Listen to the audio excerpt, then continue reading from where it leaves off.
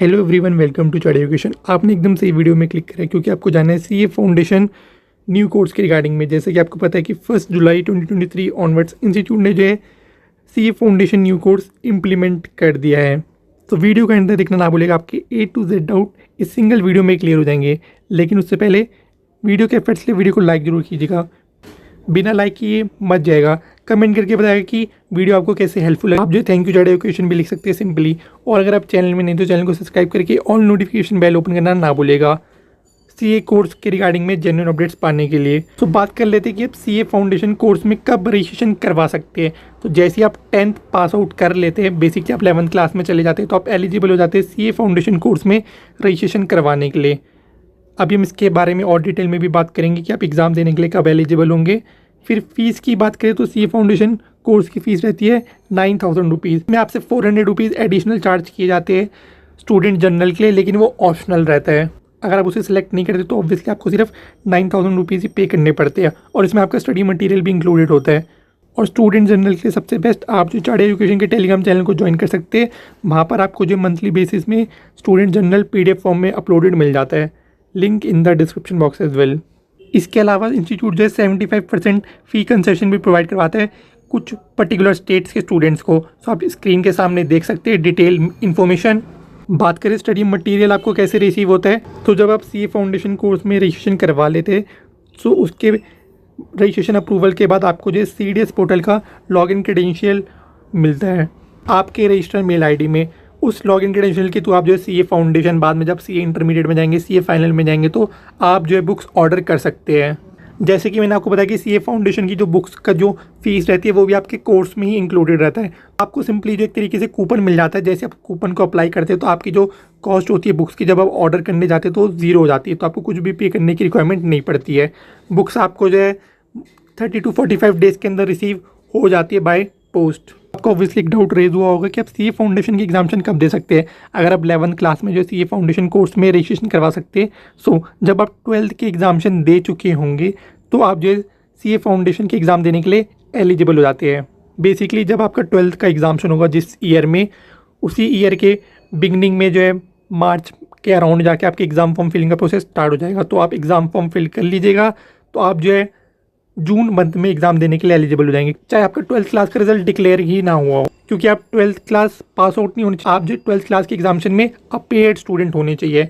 आपको पता है कि आपके 12th के एग्जामिनेशन फरवरी मार्च अराउंड ऐसे कंडक्ट करवाए जाते हैं वेरियस बॉडीज़ के थ्रू डिफरेंट टाइम्स में। कट ऑफ डेट्स के रिगार्डिंग में बेसिकली आपकी रजिस्ट्रेशन की क्या लास्ट डेट रहती है, तो आपको पता ही होगा कि आपके एग्जामिनेशन जो है 3 टाइम्स इन ईयर कंडक्ट करवाए जाते हैं, मई, सितंबर और जनवरी अटेम्प्ट। होप करता हूं आपका डाउट क्लियर हो गया होगा रजिस्ट्रेशन और कट ऑफ डेट्स के रिगार्डिंग में। अब आपने जो है सीए फाउंडेशन कोर्स में रजिस्ट्रेशन करवा लिया, लेकिन आप एग्ज़ाम देने के लिए भी तभी एलिजिबल होंगे जब आपने एग्ज़ाम फॉर्म फिल किया हो। क्योंकि आपको पता है कि इसमें एग्ज़ाम फॉर्म फिलिंग का प्रोसेस अलग रहता है और रजिस्ट्रेशन का प्रोसेस अलग रहता है। तो मान लीजिए अगर आपको जून मंथ में एग्ज़ाम देना है किसी भी ईयर में, तो उसके जो एग्ज़ाम फॉर्म है फरवरी मंथ में ओपन हो जाते हैं। और अगर आप दिसंबर मंथ में एग्ज़ाम देना चाहते हैं तो उसके जो एग्ज़ाम फॉर्म फिलिंग का प्रोसेस है वो अगस्त मंथ में स्टार्ट हो जाता है। इसके रिगार्डिंग में आपको जो है time to time detail video देखने को मिल जाती है कि सीए फाउंडेशन कोर्स के एग्ज़ाम फॉर्म कैसे फिल करना है इसी चैनल में। बात कर लेते हैं आपके पेपर्स के रिगार्डिंग में कि आपको कितने पेपर्स देने पड़ते हैं सीए फाउंडेशन कोर्स में। तो आपके 4 पेपर होते हैं, ईच 100 मार्क्स के। पेपर 1 आपका अकाउंटिंग होता है, पेपर 2 आपका बिजनेस लॉ होता है, पेपर 3 आपका क्वांटिटेटिव एप्टीट्यूड होता है जिसमें आपका business mathematics, logical reasoning, statistics, और पेपर 4 आपका जो है बिजनेस इकोनॉमिक्स होता है। अगर आप 11th 12th में अगर आपने कॉमर्स स्ट्रीम सेलेक्ट कर रखी है तो अकाउंटिंग का ही आपको उसमें 11th 12th का मिक्सचर देखने को मिल जाता है। बिजनेस लॉ आप 11th 12th में ऑब्वियसली कभी नहीं पढ़ते, वो जब आप ग्रेजुएशन में जाएंगे तब आपको बिजनेस लॉ का सब्जेक्ट देखने को मिलता है।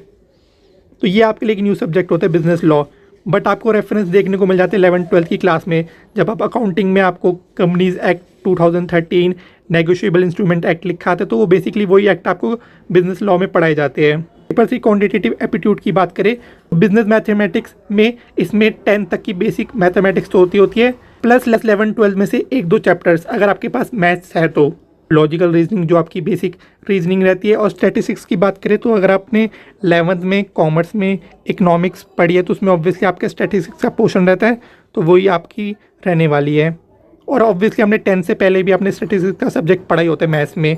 पेपर 4 आपका रहता है बिजनेस इकोनॉमिक्स का, जिसमें आपका अगर आपने 12th क्लास में इकोनॉमिक्स पढ़ी है तो उसमें आपका जो सप्लाई डिमांड वही आपको देखने को मिलता है। इसमें न्यू कोर्स में मेजर चेंज क्या है, क्योंकि सब्जेक्ट तो सिमिलर है जैसे कि पहले कोर्स में ओल्ड कोर्स में हुआ करते थे। सो जो आपका पेपर नंबर 2 और पेपर नंबर 4 है, इसमें जो है पार्ट बी भी हुआ करता था 40 मार्क्स का, उसको रिमूव करके 60 मार्क्स का जो लॉ का पेपर है उसे 100 मार्क्स का कर दिया। सेम इकोनॉमिक्स का 60 मार्क्स का जो पोर्शन है उसको 100 मार्क्स का कर दिया। बस ये चेंज हुआ है ओल्ड से न्यू कोर्स में। पेपर पैटर्न की बात करें तो आपका पेपर नंबर 1 और पेपर नंबर 2 सब्जेक्टिव होता है और paper number 3 and paper 4 objective होता है, बेसिकली OMR बेस्ड। और ऑब्वियसली बात है अगर आपका ऑब्जेक्टिव होगा तो उसमें नेगेटिव मार्किंग भी रहती है 0.25 मार्क्स की paper number 3 and paper number 4 में। एग्ज़ाम की टाइमिंग की बात करें तो पेपर 1 और पेपर 2 की 3 आवर्स की रहती है और पेपर 3 एंड पेपर 4 की 2 आवर्स की रहती है, जिसमें पेपर 1 और पेपर 2 में रीडिंग टाइम मिलता है, पेपर 3 एंड पेपर 4 में नॉर्मली रीडिंग टाइम नहीं मिलता है। पासिंग क्राइटेरिया की बात करें तो आपके इंडिविजुअल पेपर्स में जो है मिनिमम 40% मार्क्स होने चाहिए और एग्रीगेट में मिला के आपके जो है 50% मार्क्स होने चाहिए। इसके अलावा आपके 400 मार्क्स का पेपर रहता है टोटल में, तो आपके जो है 200 मार्क्स मिनिमम टोटल में होने चाहिए और इंडिविजुअल पेपर्स में आपके जो है मिनिमम 40 मार्क्स होने चाहिए। अब आपने जो 9,000 रुपीज़ कोर्स की रजिस्ट्रेशन के लिए जो पे की है उसकी जो वैलिडिटी भी रहती है 4 ईयर्स के लिए। आप जब SSP पोर्टल में लॉगिन करते तो टॉप राइट साइड में आपको जो है टैब देखने को मिल जाता है, उसमें वैलिडिटी लिखी रहती है। 4 ईयर के बाद जो आपकी वैलिडिटी एंड हो जाती है तो आपको फिर से 9,000 पे करने पड़ेंगे। CA फाउंडेशन लेवल में रीवैलिडेशन अलाउ नहीं है, इसका मतलब अपने वैलिडिटी को जो है रीवैलिडेट नहीं कर सकते, एक्सटेंड नहीं कर सकते। लेकिन अगर आप इंटरमीडिएट फाइनल में जाएंगे तो उसमें ऑब्वियसली आप रीवैलिडेट कर सकते हैं। आपकी वैलिडिटी एंड होने के बाद आपको जो है 400-500 रुपीज़ पे करके आप जो है अपनी वैलिडिटी को एक्सटेंड कर सकते हैं सेम ईयर्स के लिए। इंटरमीडिएट और फाइनल लेवल में, फाउंडेशन लेवल में अलाउ नहीं है।